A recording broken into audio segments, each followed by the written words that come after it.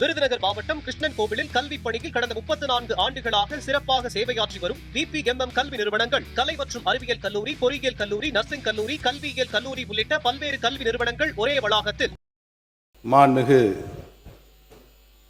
எதிர்க்கட்சி தலைவர் அவர்களுக்கும், மாண்புமிகு புதிதாக பொறுப்பேற்றுள்ள மாண்புமிகு முதலமைச்சர் அவர்கள் தலைமையிலான புதிய அரசுக்கும், இங்கே அமர்ந்திருக்கின்ற சக சட்டமன்ற உறுப்பினர்களுக்கும், எங்களின் பேச்சுக்களை கேட்டு ரசிக்க மாடத்தில் வந்து அமர்ந்திருக்கும் பார்வையாளர்கள் அனைவருக்கும் முதற்கண் எனது வணக்கத்தை தெரிவித்துக் கொண்டு எனது உரையை தொடங்குகிறேன். இந்த சட்டமன்றம் எத்தனையோ வித்தியாசமான சூழல்களை கண்டிருக்கிறது. ஆனால் இந்த அரசு ஏற்படுத்தியிருக்கும் சூழல் என்பது வித்தியாசத்திலேயே வித்தியாசமானது.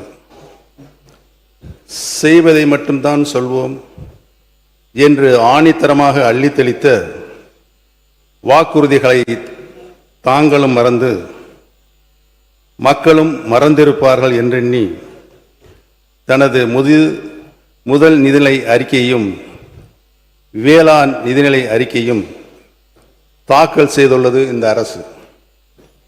அதிலும் பெயர் மாற்ற பட்டியல் போல் வெளியான இந்த நிதிநிலை அறிக்கை தேர்தலின் போது சொன்ன கஜானா காலி என்ற பிரச்சாரத்தை கேள்விக்குறியாக்கிவிட்டது.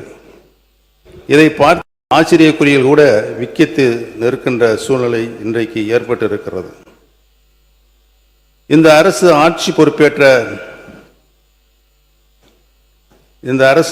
பொறுப்பேற்ற பின் அரங்கேறிய காட்சிகளை நான் திரும்பி பார்க்கிறேன். மாண்புமிகு முதலமைச்சர் அவர்கள் துறை ரீதியான ஆய்வுகளை மேற்கொண்டார்கள். பட்ஜெட்டுக்கு முன்னதாக மீண்டும் ஆய்வு செய்தார்கள். மாண்புமிகு அமைச்சரவை கூட்டம் நடந்தது. அதில் இந்த தேர்தல் அறிக்கையில் சொல்லப்பட்ட வாக்குறுதிகளுக்கான செயல் திட்டம் உருவாக்கப்பட்டுள்ளது என்ற செய்தியும் வெளியானது. அதற்கு வெற்றி தமிழக திட்டங்கள் என்றெல்லாம் அலங்காரமாய் பெயர் சூட்டப்பட்டு அறிக்கைகளாகவும் வெளிவந்தது. ஆனால் இப்போது தாக்கல் செய்யப்பட்டுள்ள நிதிநிலை அறிக்கையோ ஏமாற்றத்தின் வடிவமாக இருக்கிறது.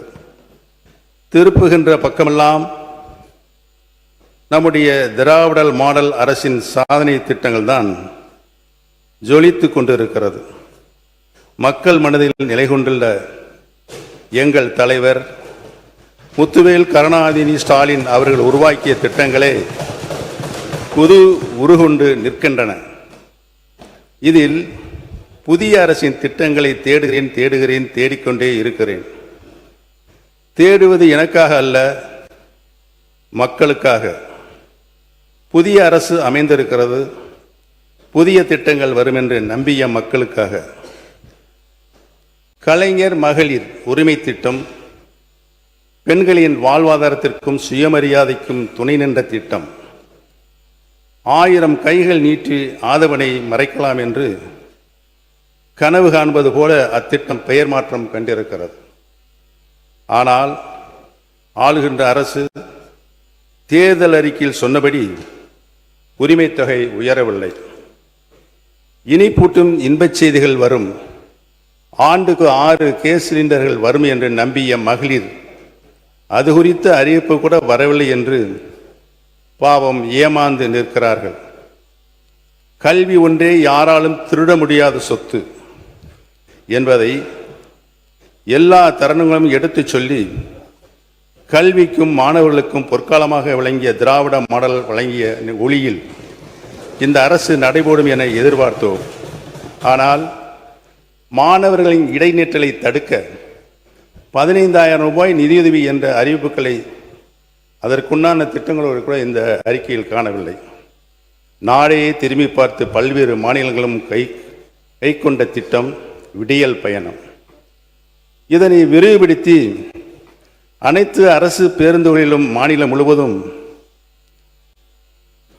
எங்கு வேணாலும் பயணிக்கலாம் என்ற நிலையை ஏற்படுத்தி சொன்ன சொல்லை காப்பாற்றுவீர்கள் என மகளிர் நம்பினர். ஆனால் அதிலும் ஏமாற்றம். இந்த பேரவையில் நான் ஒலித்துக் கொண்டிருக்கிறேன். செய்யாமல் விட்டுவிட்டதை சுட்டி காட்டுகிறேன். மாண்புமிகு பேரவைத் தலைவர்களே, நல்லதும் மாற்றம்தான், கெட்டதும் மாற்றம்தான். எதிர்பார்த்து வாக்களித்த தமிழ்நாட்டு மக்களுக்கு கிடைத்துள்ளதோ பெருத்த ஏமாற்றம்தான். மொத்தத்தில் முதல் நிதிநிலை அறிக்கை நிதியமைச்சராக இருந்து பணியாற்றியவர் ஒரு அரசு தேர்தல் நேரத்தில் அறிவிக்கின்ற திட்டங்கள் அனைத்தும் 5 ஆண்டு இறுதி வரையிலும் அதற்காக என்னென்ன திட்டங்களை நாம் நிறைவேற்ற வேண்டுமோ அதை நிறைவேற்றுவோம். நீங்கள் சொல்வதைப் போல 3 மாத காலத்தில் ஒரு சரித்திரம் படைக்க இயலாது. நீங்கள் அப்படி சரித்திரம் படைத்தால் நீங்கள் சொல்லுங்கள். மாண்புமிகு அமைச்சர் அண்ணன் செங்கோட்டையன் அவர்கள் நன்றாகவே தெரியும் அனைவருக்கும். தேர்தல் அறிக்கையில் சொல்லப்பட்ட வாசகங்களை, வாக்குறுதிகளை இந்த அரசு பொறுப்பேற்றிருக்கின்ற புதிய அரசு, முதல் முறையாக பொறுப்பேற்றிருக்கின்ற அரசு தங்களது தேர்தல் அறிக்கையினை தங்களுடைய முன்னோடி திட்டமாக இந்த சட்டமன்றத்தில் கூட அறிவித்திருக்கலாம். அதை கூட அறிவிக்கவில்லை என்பதுதான் எங்களின் வாதமாக இருக்கிறது. தமிழகத்தின் மக்கள் இன்று ஏமாந்து நிற்கின்றார்களே, அவருடைய எண்ணங்களின் வடிவமாக இருக்கிறது என்பதை தெரிவித்துக் கொள்கிறேன். தமிழகமே பாராட்டி கொண்டிருக்கிற ஒரு தூய ஆட்சியை பற்றி ஏமாற்றத்தை உருவாக்குகிற ஆட்சி என்று நீங்கள் குறிப்பிடுவது வேடிக்கையாக இருக்கிறது. நீங்கள் இடம் மாறி இருக்கிறீர்கள், பரவாயில்லை. அதற்காக இவ்வளவு துதிபாட வேண்டிய அவசியம் இல்லை. அந்த இடத்தை அவர்தான் முதலில் மாற்றியவர் என்பதை நான் இங்கு தெரிவித்துக் கொள்ள கடமைப்பட்டிருக்கிறேன்.